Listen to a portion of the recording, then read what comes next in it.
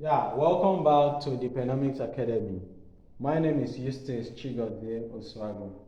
Today I'm bringing to you still on the theory of demand.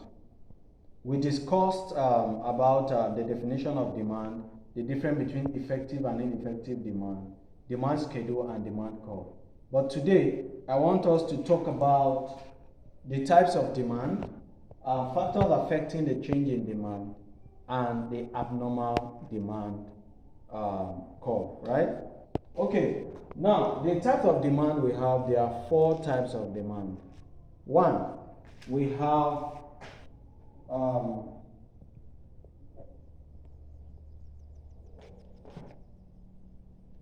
what we call the derived demand. We have the derived demand. The derived demand are demand that are wanted not for its own satisfaction, but the satisfaction of another one. Example of a derived demand is labor. Labor is not wanted for its own satisfaction, but the satisfaction of what labor, the mental and physical effort are used for, right? We have steel, like irons. They are not wanted for its own satisfaction, but the satisfaction of building a house, bridges, and other construction, right? These are what we call derived demand. Two, we have joint demand. Joint demand, we can also say joint or complementary demand. This is when two or more commodities are wanted to satisfy one want, right? We have, for example, shirt and trouser, and my shoe. Like what I'm putting on completely is called a joint or complementary demand because they go together. Another example of a joint or complementary demand is the marker and the whiteboard. They are also a joint or complementary demand. We have pen and paper, right? We have bed, mattress, and pillow. These are joint or complementary demand. Thirdly, we have competitive demand. Competitive demand. Competitive demand, or what we call substitute demand. Now, what are competitive demand? This is when one commodity is used in place of another. When a commodity is used in place of another, they are called substitute or competitive demand. An example of this is Bonvita and Milo, right? Butter and margarine. What again do we have? Substitute Omo and Clean. These are called substitute demand or competitive demand, right? And the fourth type of demand is what we call the composite demand. Composite demand. Now, what are composite demand? Composite demand is when a commodity is used to satisfy many wants. Example of a composite demand is water. Water is used for drinking, water is used for washing, and so on and so forth. We have cement as an example of composite demand, used for bridges, used for molding blocks, and so on and so forth. We also have palm oil, used for cooking, making soap, pomade, and so on and so forth. So there are many examples of a composite demand, but what is most important is to know what composite demand is all about and other types of demand. Okay? Now, moving forward, we have factors that are affecting demand. These factors affecting demand can cause a change or a shift in demand, which on our next video we are going to discuss the shift and change in demand, right? A change in quantity demand. But one of the factors that are affecting demand is one, we have what we call price. Price is a major factor that affects a shift in demand, importantly. And price is the only factor that affects shift in demand. Every other factors that affects the change in demand only affects the movement along demand curve, which we are going to discuss as we go further. Okay? Now, price is a major factor affecting demand. We have price of other commodities. Other commodities.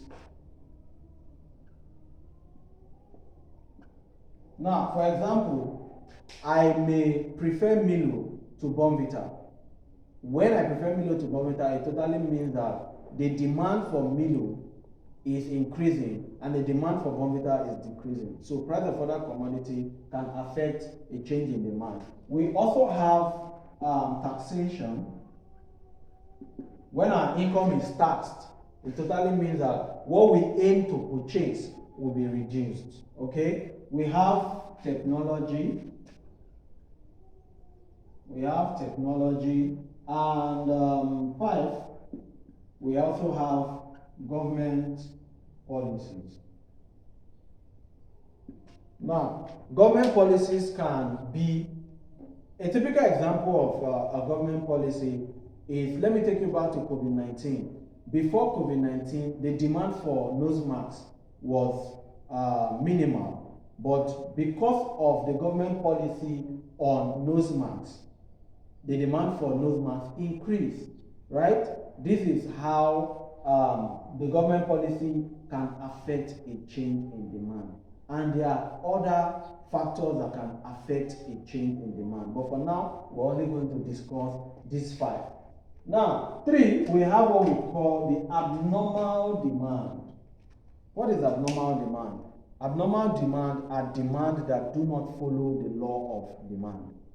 Like the normal law of demand says, the higher the price, the lower the quantity, and the lower the price, the higher the quantity. But the abnormal demand does not follow the law of demand. The abnormal demand says, the higher the price, the higher the quantity demanded. Now, what are the reasons for this abnormal demand? 1, we have what we call the article of ostentation.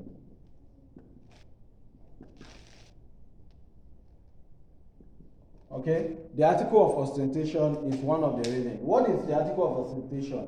These are commodities that are used to boost the user's ego. Let's take, for instance, luxury cars, right? Golden wristwatch, diamonds. These are called the article of ostentation. They are used to boost your ego. No matter how these prices are high, people still go for them. People still buy them. And this is called an abnormal demand. Instead of, as the prices are high, demand becomes low, but rather, prices are high, but yet demand is high. Another example is what we call quality-related issues. The quality-related demand are also one of the examples of abnormal demand.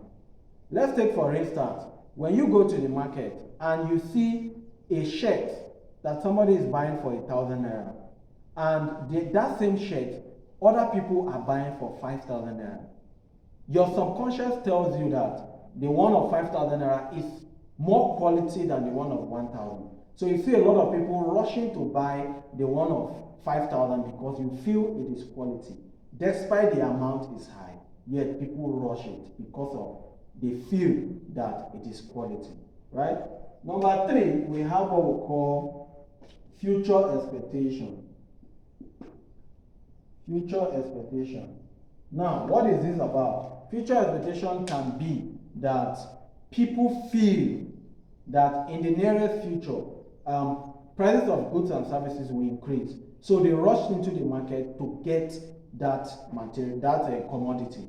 Let's take, for instance, during the festive period, a lot of people, now we're in October, people have started going to the market to buy bags of rice to store because they feel in December, when it's the festive period, people, the prices of goods and services will increase, right? So despite the price now, despite how expensive the price is now, people are still going to buy them because of the fear of what will happen tomorrow. That is what we call future expectation, and it is an example of abnormal demand. Fourth, which is the last, we have what we call rare commodities. Now, rare commodities are commodities that are difficult to find.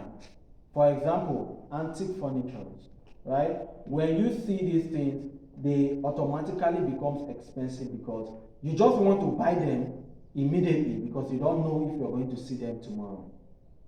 Thank you once more for watching. We expect to see you on our next video where we discuss a shift in demand and a movement along demand curve.